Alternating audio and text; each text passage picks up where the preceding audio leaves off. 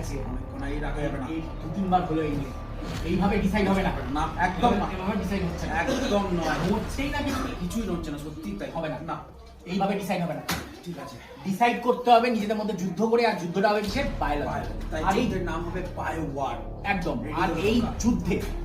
যুদ্ধে জয় কার হবে জানো? আলটিমেটলি তোমরা স্টুডেন্টরা, যারা এএনএম স্টুডেন্ট আছো, জিএনএম স্টুডেন্ট আছো, তাদের জন্য একটা স্পেশাল ক্লাস আসছে।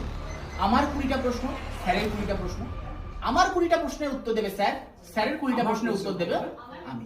সুভাষিস স্যার।